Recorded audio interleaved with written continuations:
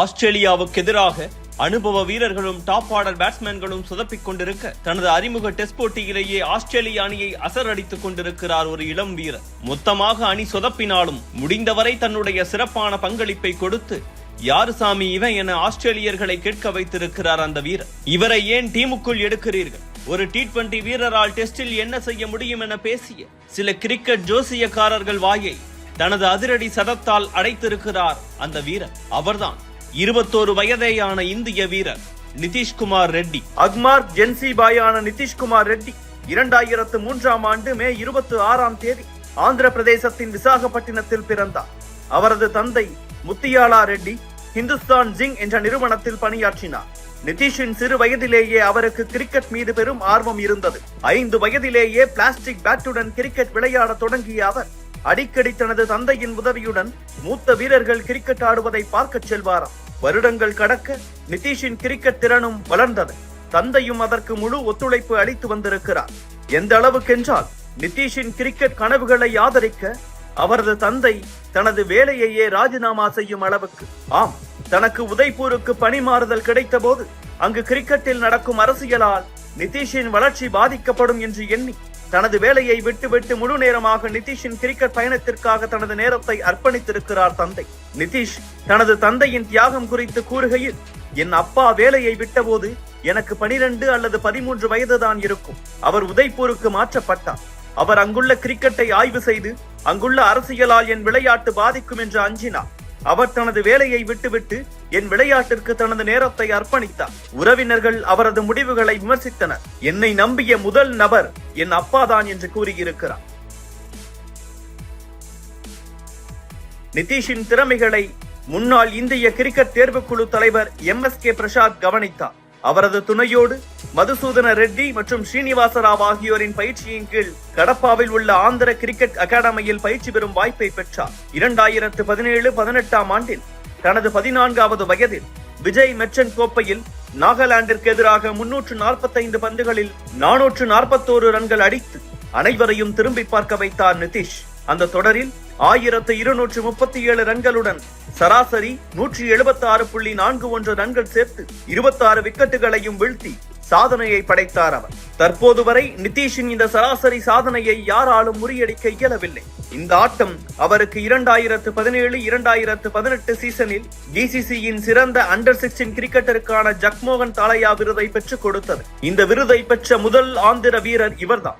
உள்ளூர் போட்டிகளில் கலக்கிக் கொண்டிருந்த நிதிஷுக்கு IPL கதவுகளும் திறக்கப்பட்டன.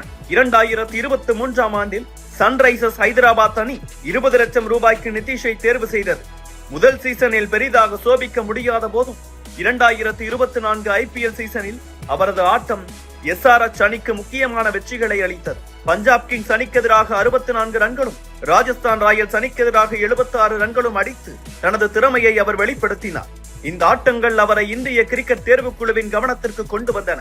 இறுதியாக நிதிஷ்குமார் ரெட்டி 2024 இந்திய அணிக்காக ஜிம்பாப்வே தொடரில் ஹார்திக் பாண்டியாவுக்கு மாற்றாக தேர்வு செய்யப்பட்டார். அப்போதுதான் ஒரு ட்விஸ்ட்.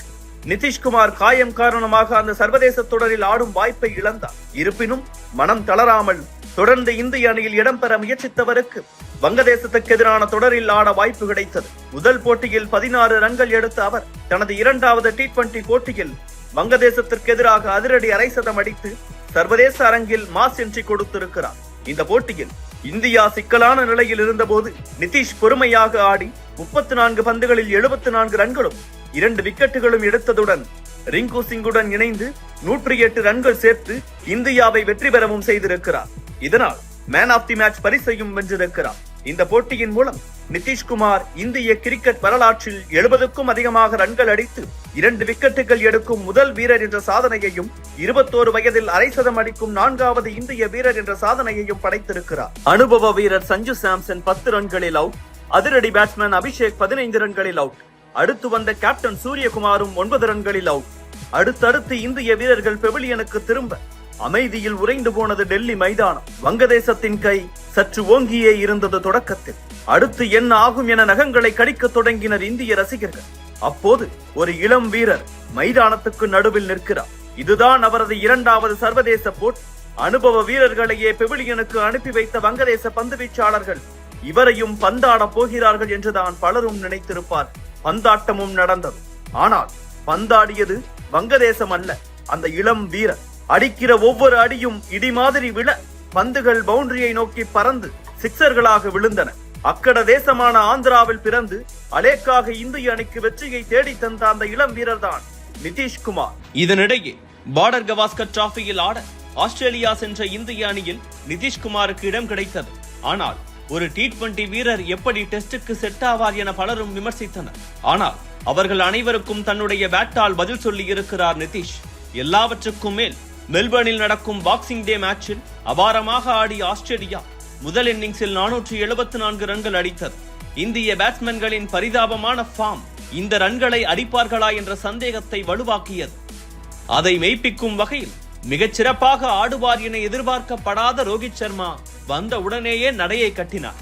ராகுலும் ஜெய்ஸ்வாலும் ஓரளவுக்கு நன்றாகவே ஆடினார்கள். ஆனால் அடுத்தடுத்து விக்கெட்டுகள் விழுந்தன. ஜெய்ஸ்வால் ரன் அவுட், கோலி ஃபார்ம் அவுட் என மிக பரிதாபமாக இருந்த இந்தியாவின் பேட்டிங்கை வாஷிங்டன் சுந்தரும் நிதிஷ்குமார் ரெட்டியும் தூக்கி பிடிக்க தொடங்கினர். ஓடி ஓடி ரன் எடுத்தனர். எப்போதாவது ஓங்கி அடித்தனர். பொறுமையாகவும் தேவையான போது அதிரடியாகவும் ஆடிய நிதிஷ் சதம் விளாசினார். அந்த சதத்தை உலகமே பார்த்தது. நிதிஷின் அப்பா மைதானத்தில் கண்ணீரோடு அதனை கொண்டாடினார். அந்த சதத்தால் இந்த மேட்சில் இன்னும் உயிர் இருக்கிறது என்ற எண்ணம் இந்திய வீரர்களுக்கு ஏற்பட்டிருக்கிறது. வெற்றி பெற முடியாவிட்டாலும் டிரா செய்ய முடியும் என்ற நம்பிக்கைக்கு நிதிஷின் சதமே உதவி இருக்கிறது.